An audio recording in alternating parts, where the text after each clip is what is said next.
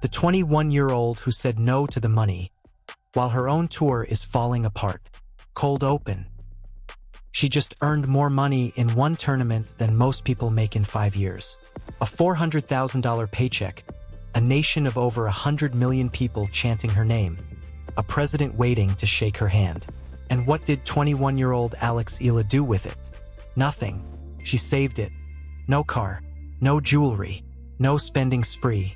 While the tour she plays on is hemorrhaging money, cutting staff, walking away from billion-dollar deals, and watching its own biggest stars threaten to boycott the sport's biggest stages, this one player just quietly showed the entire tennis world what discipline actually looks like. Stay with me, because by the end of this video, you're going to understand two stories that are colliding at the exact same moment. One about a young woman who refuses to let money change her, and one about a multi-million-dollar sports organization that might be closer to a breaking point than anyone wants to admit. The question that should worry every tennis fan. Here's what nobody's talking about enough. Professional tennis makes some players rich beyond imagination and quietly bankrupts hundreds of others. Behind the trophies and the highlight reels is a financial system so lopsided that a former world #1 coach once said it plainly. It isn't normal that only the top 100 players in the world can actually live off the sport they've given their whole lives to. So when a rising star tells you on camera, in front of cameras and sponsors and cheering fans, that she isn't spending her biggest paycheck, that she's locking it away, you have to ask, what does she know that the rest of us don't? Keep watching. We're going to break down exactly what's happening behind the scenes of women's tennis right now. The leadership chaos, the stalled billion-dollar merger, the tour that's making less than half of what the men's tour makes, and why one player's quiet decision to save her money might be the smartest move anyone in this sport has made all year. Before we get into it, if you're new here, hit subscribe. We cover the stories inside tennis that don't make the highlight reels. And trust me, this one has layers. The homecoming. Picture this. It's July 2026. Eala steps off a plane back home in the Philippines, and the airport is packed. Fans, cameras, banners. She's not just a tennis player anymore. She's a national symbol. Days earlier, she'd done something no Filipino tennis player, man or woman, had ever done in the Open era. She reached the second week of a Grand Slam. At Wimbledon, on the lawns of the All England Club, the most storied stage in tennis. Let that sink in. The Philippines, a country with limited tennis infrastructure, without the academies and funding pipelines of France or the United States, just produced a Grand Slam quarterfinalist-level run from a kid who trained her way up through a foreign academy because there simply wasn't a path like that available at home. And it didn't stop with the history-making run. Days after returning home, President Ferdinand Marcos Jr. personally presented her with a presidential citation at Malacanang Palace. That's not just a tennis achievement anymore. That's a national one. But here's where the story takes a turn nobody expected. In the middle of the celebration, in the middle of the parties and the sponsor appearances and the flashing cameras, Eala sat down for a press conference and said something that had nothing to do with tennis at all. She started talking about money, and not the way you'd expect a 21-year-old with a career-high payday to talk about it. The run that changed her life. Let's rewind and understand exactly what she accomplished, because the scale of it matters. Eala entered Wimbledon as the number 29 seed, the first Filipino singles player ever seeded at a Grand Slam. She opened with a win over Renata Zarazua. Then she took down Maya Joint in 3 sets. Then came the match that stopped the tennis world in its tracks. A win over defending Wimbledon champion and former world #1 Iga Swiatek in a tense 3-set battle. Her run finally ended in the 4th round.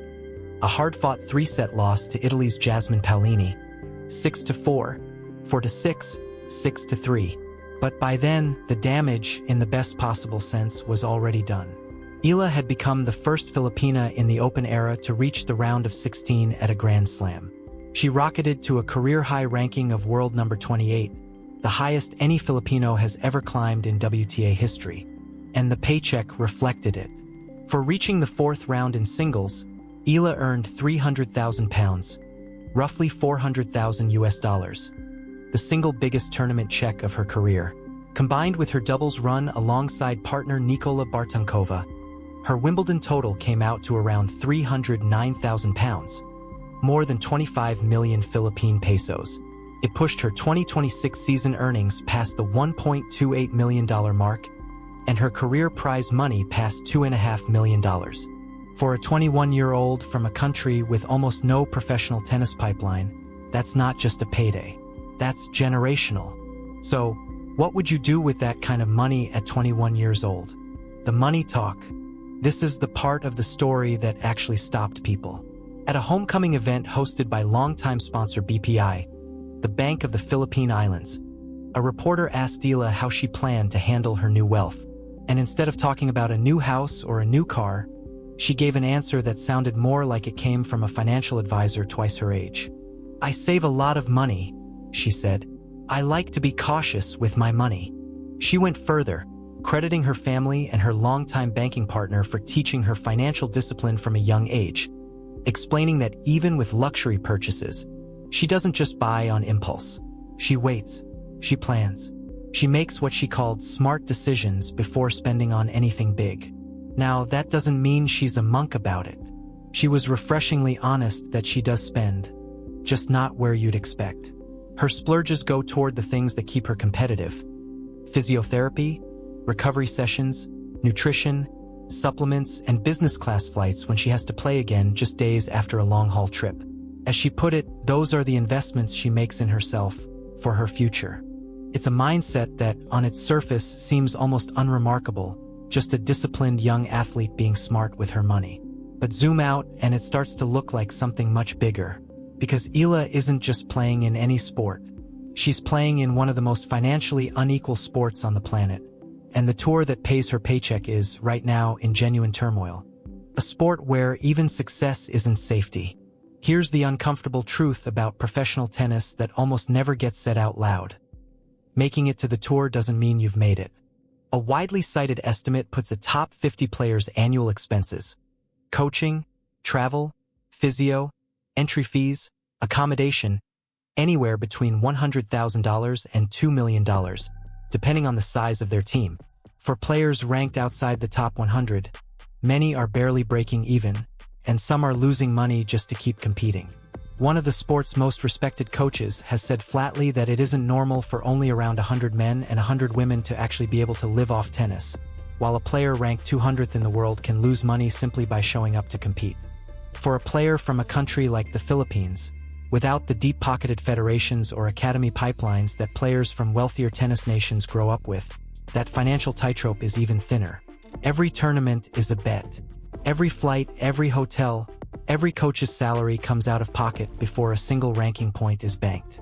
Now hold that thought, because the organization that governs Eala's entire tour, the WTA, is fighting its own version of that exact same financial fight, just with a lot more zeros attached. The billion-dollar merger that collapsed. For more than a year, tennis insiders had been buzzing about something that could have reshaped the sport forever. A full commercial merger between the WTA and the ATP, the men's tour, pooling media rights, pooling sponsorship deals.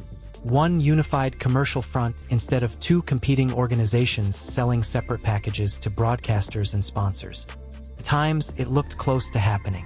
Sources described a short-form agreement that had reportedly been discussed and even tentatively accepted under the WTA's previous leadership. But in mid-2026, that all came apart. The deal was put on hold, indefinitely according to reporting. Why? Money and who gets how much of it. Here's the number that explains everything. In 2024, the ATP reported roughly $293 million in revenue, with a healthy $52 million surplus. In that same year, the WTA reported around $142.6 million in revenue, less than half of what the men's tour brought in, and actually posted a shortfall of nearly $5 million. Think about that gap for a second. The men's tour made more than double what the women's tour made in the same calendar year, largely playing the same tournaments in many cases. When merger talks began, reports suggest the ATP pushed for a lopsided revenue split. Some insiders pointed to proposals starting as unbalanced as 80-20 in the ATP's favor. For an organization already generating less than half the revenue, locking into a permanently reduced share of a combined pool was seen by many inside the WTA as a step backward, not forward, even if it meant more guaranteed money in the short term. Add to that a dramatic shift in leadership. The WTA's chair, Valerie Camillo, took over the top governance role from longtime chief Steve Simon, and reports suggest her arrival brought a markedly different financial perspective to the negotiating table, one that ultimately contributed to the entire deal stalling out. And that's not the only leadership shakeup. In April 2026, WTA CEO Portia Archer, who had only been in the role since mid-2024, abruptly stepped down, with no official reason given. Her tenure had already been rocky. A public dispute with world number 2 Elena Rybakina, over 20 top players signing a joint letter demanding changes to a grueling, injury-plagued calendar, and mounting criticism over the tour's ball brand inconsistencies, which players blamed for a spike in wrist and shoulder injuries. So here's where we are. A stalled merger, a revenue gap that isn't closing, a CEO who just walked away, and a chair trying to hold it all together while the clock keeps ticking. Following the money. To understand just how much pressure the WTA is under, you need to understand where its money is actually coming from, and who else has a seat at the table now. Back in 2023, the WTA restructured its commercial operations into a new arm called WTA Ventures and brought in a major partner, CVC Capital Partners, one of the biggest private equity firms in the world, which purchased roughly a 20% stake in the WTA's commercial rights for a reported $150 million. Private equity investment can be a lifeline, a serious injection of cash and infrastructure, but it also comes with a different kind of pressure. Private equity firms exist to generate returns for their investors, and that means performance expectations, cost discipline, and hard questions about where every dollar goes. Behind the scenes, that pressure has reportedly been part of what's pushing the WTA toward leaner operations, including sending fewer staff members to major tournaments, Wimbledon among them.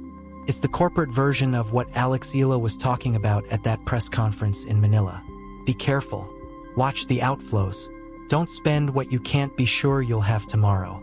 Except at the WTA scale, being careful means restructuring an entire global sports organization in real time. The finals flee Saudi Arabia a year early. If you want a single moment that captures just how much is shifting at the WTA right now, look at what happened to the WTA Finals, the tour's marquee season-ending event. In 2024, the WTA signed a 3-year deal to host the finals in Riyadh, Saudi Arabia, a deal that drew fierce criticism from tennis legends like Martina Navratilova and Chris Evert over the country's human rights record, particularly around women's and LGBTQ rights. The WTA defended the move, arguing it opened doors for women's sport in the region. But in the summer of 2026, with 1 year still left on that contract, the WTA and the Saudi Tennis Federation mutually agreed to end the partnership early. The official statement called it a proud 2 years of partnership concluding ahead of schedule. But multiple reports pointed to a more practical reason behind the timing: escalating military conflict across the Middle East, which made staging a major international sporting event in the region an increasingly risky bet. The 2026 WTA Finals will now be played at Indian Wells, California, in November, the 6th different host venue for the event in 8 years. Even one of the tour's own top players, Jessica Pegula, summed up the chaos perfectly when asked about it at Wimbledon. "It feels like the event just can't catch a break," she said, "and it's rarely because of anything the players did wrong. A tour that can't settle on a stable, long-term home for its own crown jewel event isn't just dealing with a scheduling headache.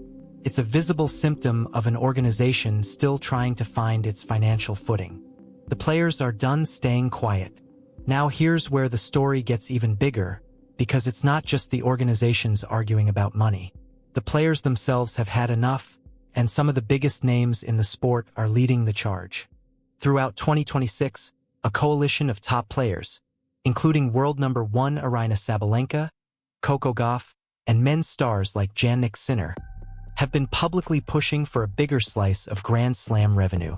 Their target, a 22% revenue share, matching what players already receive at combined 1,000-level events like Indian Wells and the Italian Open. What they're currently getting at the Grand Slams is far lower, around 15%, and by some reports, that percentage has actually been shrinking, dropping from roughly 15.5% in 2024 to under 15% in 2026, even as tournament revenues climb. The frustration boiled into real action. At the French Open, Sabalenka didn't mince words, telling reporters that at some point, A boycott might be the only way players can fight for their rights. Coco Gauff pushed back against the idea that this was about players like her. She pointed to the reality facing the players ranked 50th to 200th in the world, many of whom, she said, are living paycheck to paycheck despite playing at the sport's highest level. By the time Wimbledon rolled around, the protest had evolved. Sinner, Sabalenka, Gauff, and others announced they'd limit their media availability to just 15 minutes per press session. A quiet, visible signal that the frustration hadn't gone away. This is the financial climate Eala is stepping into as a rising star. A sport where even the very top of the game, multiple Grand Slam champions, a world #1, feel they have to threaten a boycott just to get a fairer cut of the revenue their own performances generate. Why her words actually matter. So let's bring this back to where we started. A 21-year-old, fresh off the biggest payday of her career, sitting in front of cameras, and instead of talking about what she's going to buy, she's talking about what she's going to save. It would be easy to read that as just good personal habits. But in the context of everything we've just laid out, a sport where players outside the top 100 routinely lose money, where even the game's biggest stars are fighting for a fairer revenue share, where the very organization running the women's tour is dealing with leadership turnover, a stalled merger, and private equity pressure, Eala's instinct to protect her earnings starts to look less like caution and more like survival instinct. She said it herself in words that are worth sitting with. Investing in your future looks different for everybody. For her, it isn't about luxury. It's about physiotherapy, recovery, nutrition, the unglamorous, expensive things that keep an athlete's career alive long enough to earn the next paycheck. Because in a sport this financially unforgiving, longevity isn't guaranteed. It has to be built deliberately, one disciplined decision at a time. That's the real lesson buried inside this story. Not that a tennis player is good with money, but that in an industry this uneven, financial discipline isn't a personality trait. It's armor. What comes next? So where does this leave Eala? Her Wimbledon breakthrough put her on a completely new trajectory. She's set to begin her North American hard-court swing, with her next big test coming in Washington before the tour heads toward the US Open. A tournament where she'll be defending ranking points from her historic run the year before. Beyond that, she's already confirmed she'll compete at the 2026 Asian Games, representing the Philippines on another major international stage. And the WTA is still standing at a crossroads. The merger talks aren't dead, just paused. Insiders say conversations could resume, but nobody's promising a timeline. The tour is searching for new leadership after Portia Archer's exit. And the players' push for a bigger share of Grand Slam revenue shows no signs of slowing down. Two stories. One quietly disciplined young athlete building a financial fortress around her future. One massive sports organization trying to figure out its own. Both playing out in real time on the same tour at the exact same moment.